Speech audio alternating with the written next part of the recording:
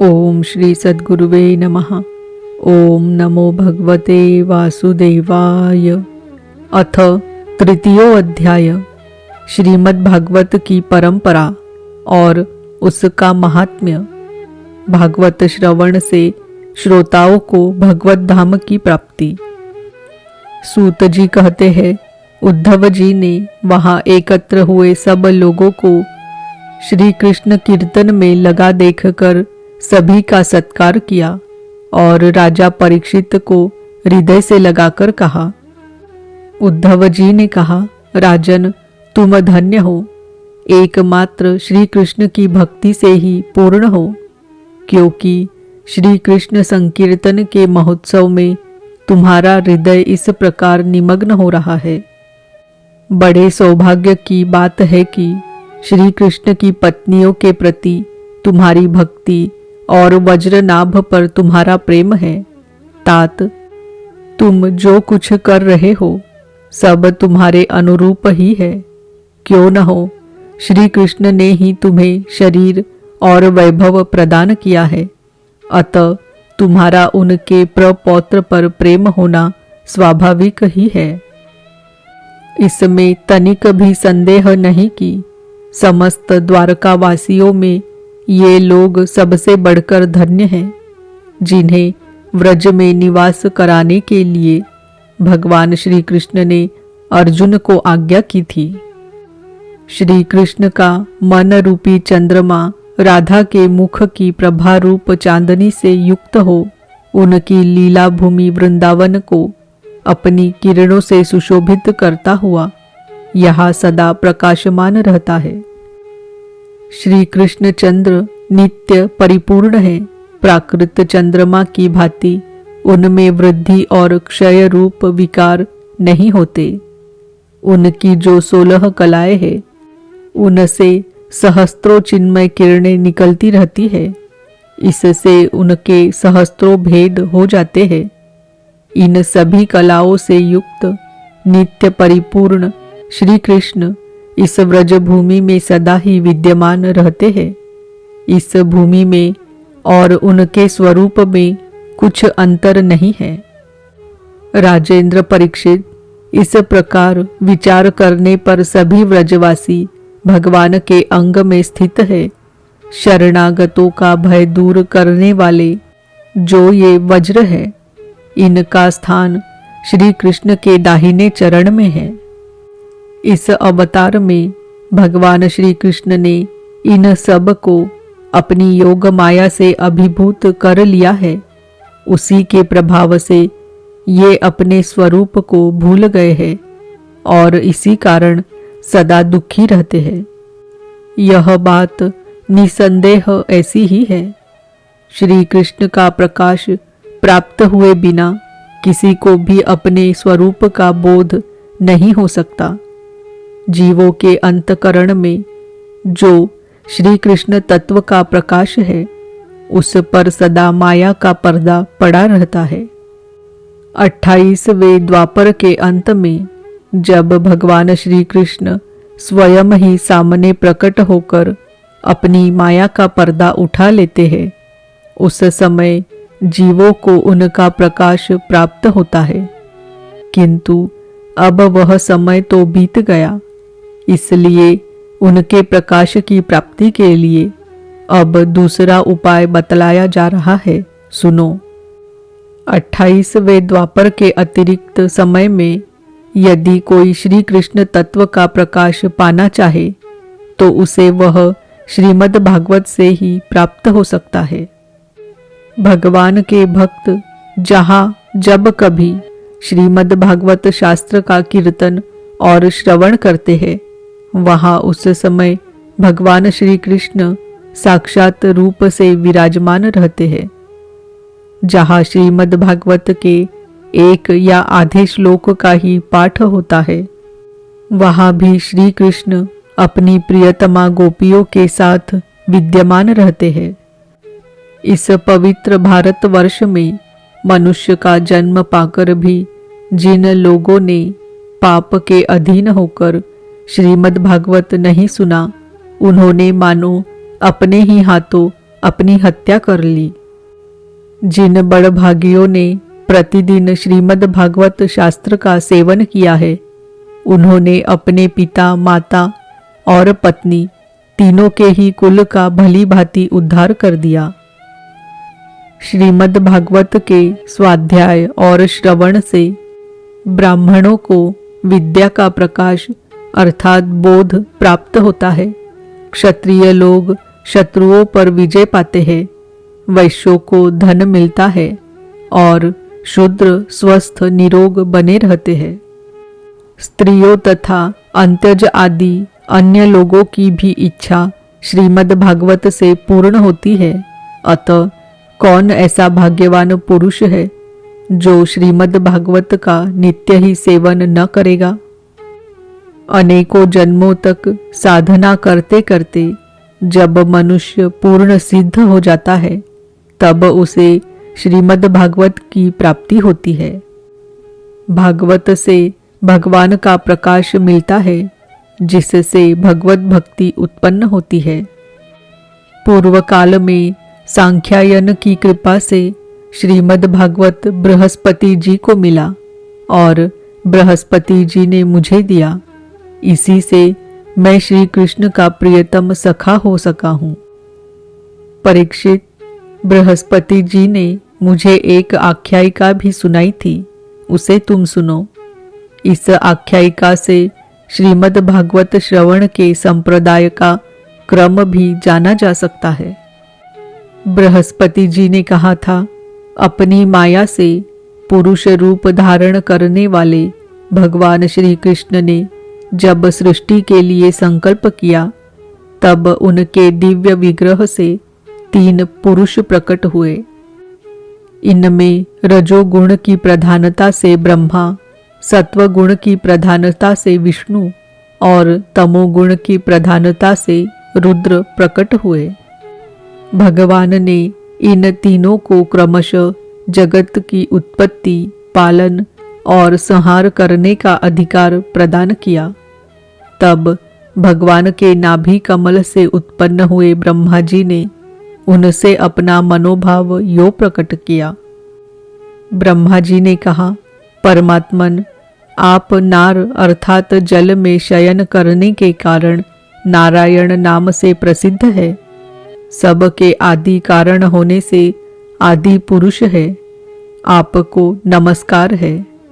प्रभो, आपने मुझे सृष्टि कर्म में लगाया है, मगर मुझे भय है कि सृष्टि काल में अत्यंत पापात्मा रजोगुण आपकी स्मृति में कहीं बाधा न डालने लग जाए। अतः कृपा करके ऐसी कोई बात बताए जिससे आपकी याद बराबर बनी रहे।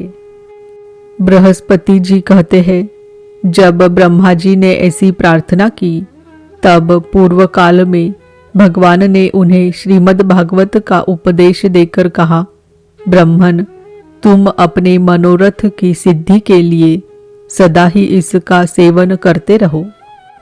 ब्रह्मा जी श्रीमद् भागवत का उपदेश पाकर बड़े प्रसन्न हुए और उन्होंने श्री कृष्ण की नित्य प्राप्ति के लिए तथा 7 आवरणों का भंग करने के लिए श्रीमद् भागवत का सप्ताह पारायण किया।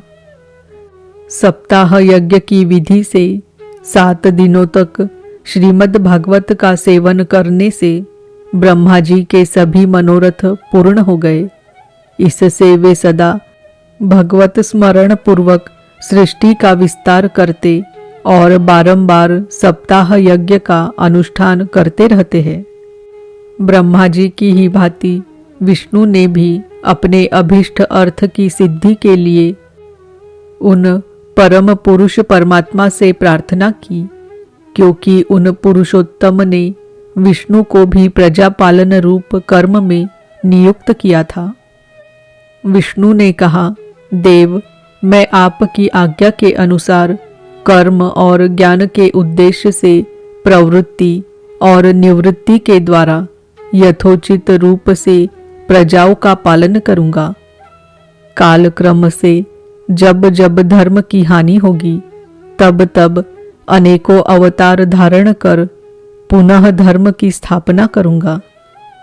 जो भोगों की इच्छा रखने वाले हैं उन्हें अवश्य ही उनके किए हुए यज्ञादि कर्मों का फल अर्पण करूंगा, तथा जो संसार बंधन से मुक्त होना चाहते हैं, विरक्त है, उन्हें उनके इच्छानुसार 5 प्रकार की मुक्ति भी देता रहूंगा। परंतु जो लोग मोक्ष भी नहीं चाहते, उनका पालन मैं कैसे करूंगा, यह बात समझ में नहीं आती। इसके अतिरिक्त मैं अपनी तथा लक्ष्मी जी की भी रक्षा कैसे कर सकूंगा, इसका उपाय भी बतलाइए। विष्णु की यह प्रार्थना सुनकर आदि पुरुष श्री कृष्ण ने उन्हें भी श्रीमद् भागवत का उपदेश किया और कहा, तुम अपने मनोरथ की सिद्धि के लिए इस श्रीमद् भागवत शास्त्र का सदा पाठ किया करो। उस उपदेश से विष्णु भगवान का चित्त प्रसन्न हो गया और वे लक्ष्मी जी के साथ प्रत्येक मास में श्रीमद् भागवत का चिंतन करने लगे।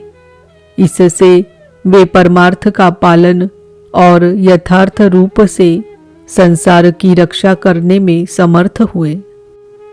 जब भगवान विष्णु स्वयं वक्ता होते हैं और लक्ष्मी जी प्रेम से श्रवण करती है, उस समय प्रत्येक बार भागवत कथा का श्रवण 1 मास में ही समाप्त होता है।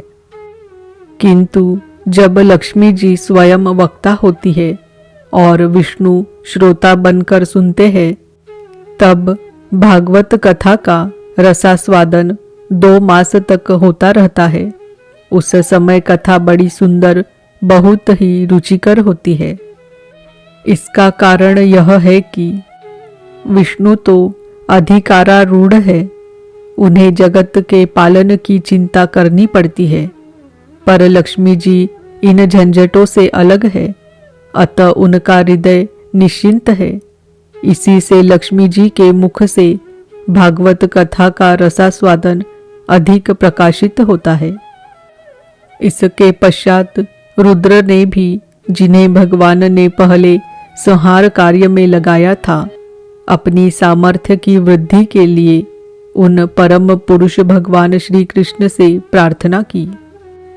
रुद्र ने कहा, मेरे प्रभु देवदेव, मुझ में नित्य नैमित्तिक और प्राकृत संहार की शक्तियां तो है, पर आत्यंतिक संहार की शक्ति बिल्कुल नहीं है। यह मेरे लिए बड़े दुख की बात है। इसी कमी की पूर्ति के लिए मैं आपसे प्रार्थना करता हूँ। बृहस्पति जी कहते हैं, रुद्र की प्रार्थना सुनकर नारायण ने उन्हें भी श्रीमद् भागवत का ही उपदेश किया। सदाशिव रुद्र ने 1 वर्ष में 1 पारायण करके क्रम से भागवत कथा का सेवन किया। इसके सेवन से उन्होंने तमोगुण पर विजय पाई और आत्यंतिक संहार अर्थात मोक्ष की शक्ति भी प्राप्त कर ली।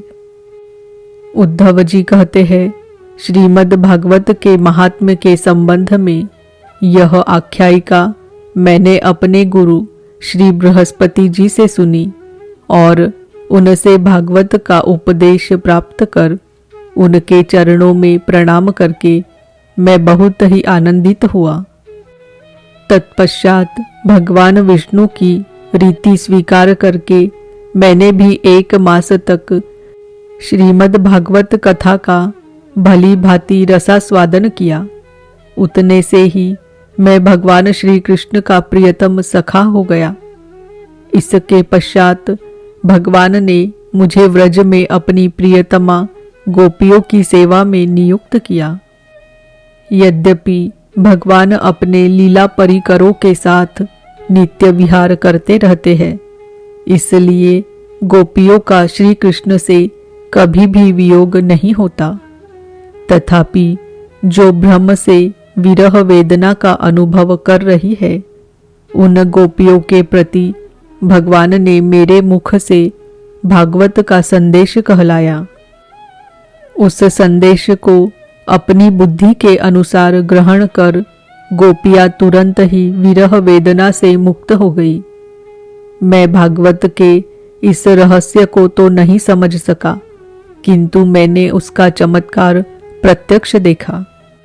इसके बहुत समय के बाद जब ब्रह्मादि देवता आकर भगवान से अपने परम धाम में पधारने की प्रार्थना करके चले गए, उस समय पीपल के वृक्ष की जड़ के पास अपने सामने खड़े हुए मुझे भगवान ने श्रीमद् भागवत विषयक उस रहस्य का स्वयं ही उपदेश किया और मेरी बुद्धि में उसका दृढ़ निश्चय करा दिया।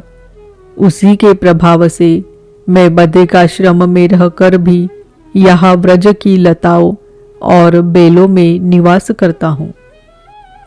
उसी के बल से यहाँ नारद कुंड पर सदा स्वेच्छानुसार विराजमान रहता हूँ।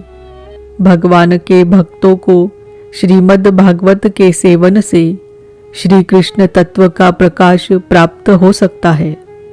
इस कारण यहाँ उपस्थित हुए इन सभी भक्तजनों के कार्य की सिद्धि के लिए मैं श्रीमद् भागवत का पाठ करूँगा, किंतु इस कार्य में तुम्हें ही सहायता करनी पड़ेगी।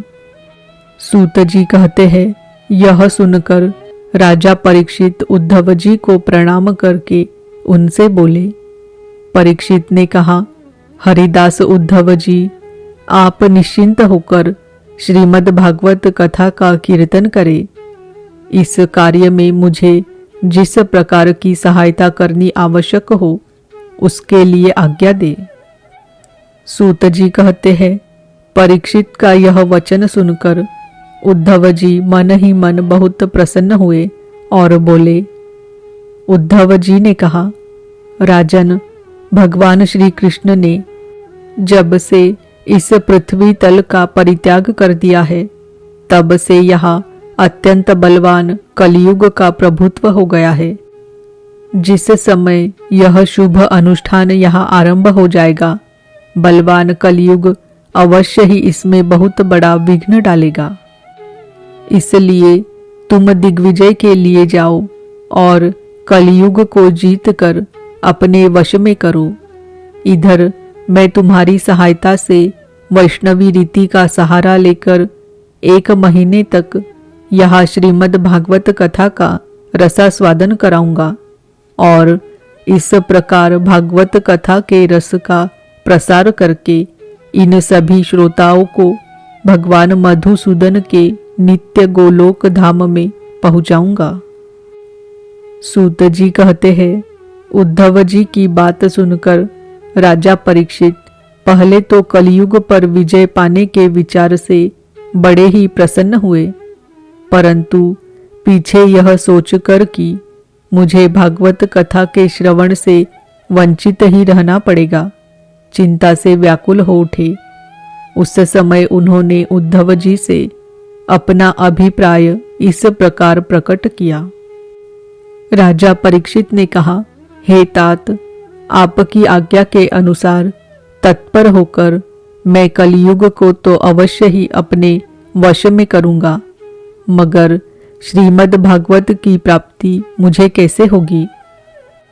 मैं भी आपके चरणों की शरण में आया हूँ, अतः मुझ पर भी आपको अनुग्रह करना चाहिए। सूत जी कहते हैं, उनके इस वचन को सुनकर उद्धव जी पुनः बोले। उद्धव जी ने कहा, राजन, तुम्हें तो किसी भी बात के लिए किसी प्रकार की भी चिंता नहीं करनी चाहिए, क्योंकि इस भागवत शास्त्र के प्रधान अधिकारी तो तुम ही हो। संसार के मनुष्य नाना प्रकार के कर्मों में रचे पचे हुए हैं। ये लोग आज तक प्राय भागवत श्रवण की बात भी नहीं जानते। तुम्हारे ही प्रसाद से इस भारतवर्ष में रहने वाले अधिकांश मनुष्य श्रीमद् भागवत कथा की प्राप्ति होने पर शाश्वत सुख प्राप्त करेंगे।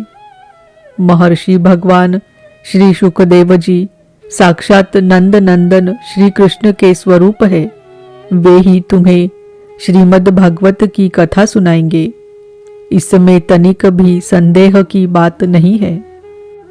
राजन, उस कथा के श्रवण से तुम व्रजेश्वर श्री कृष्ण के नित्य धाम को प्राप्त करोगे। इसके पश्चात इस पृथ्वी पर श्रीमद् भागवत कथा का प्रचार होगा। अतः राजेंद्र परीक्षित, तुम जाओ और कलयुग को जीत कर अपने वश में करो। सूत जी कहते हैं, उद्धव जी के इस प्रकार कहने पर राजा परीक्षित ने उनकी परिक्रमा करके उन्हें प्रणाम किया और दिग्विजय के लिए चले गए। इधर वज्र ने भी अपने पुत्र प्रतिबाहु को अपनी राजधानी मथुरा का राजा बना दिया और माताओं को साथ ले उसी स्थान पर जहाँ उद्धव जी प्रकट हुए थे जाकर श्रीमद् भागवत सुनने की इच्छा से रहने लगे। तदनंतर उद्धव जी ने वृंदावन में गोवर्धन पर्वत के निकट 1 महीने तक श्रीमद् भागवत कथा के रस की धारा बहाई।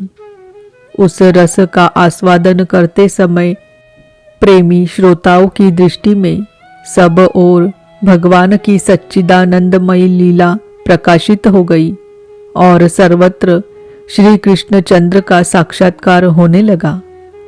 उस समय सभी श्रोताओं ने अपने को भगवान के स्वरूप में स्थित देखा।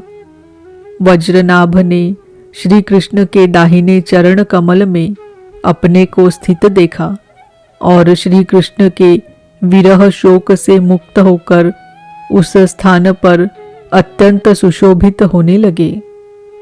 वज्रनाभ की वे रोहिणी आदि माताएं भी रास की रजनी में प्रकाशित होने वाले श्री कृष्ण रूपी चंद्रमा के विग्रह में अपने को कला और प्रभा के रूप में स्थित देखकर बहुत ही विस्मित हुई तथा अपने प्राण प्यारे की विरह वेदना से छुटकारा पाकर उनके परम धाम में प्रविष्ट हो गई। इनके अतिरिक्त भी जो श्रोतागण वहां उपस्थित थे वे भी भगवान की नित्य अंतरंग लीला में सम्मिलित होकर इस स्थूल व्यवहारिक जगत से तत्काल अंतर्धान हो गए। वे सभी सदा ही गोवर्धन पर्वत के कुंज और झाड़ियों में, वृंदावन, काम्यवन आदि वनों में तथा वहाँ की दिव्य गवों के बीच में श्री कृष्ण के साथ विचरते हुए अनंत आनंद का अनुभव करते रहते हैं। जो लोग श्री कृष्ण के प्रेम में मग्न हैं उन भावुक भक्तों को उनके दर्शन भी होते हैं।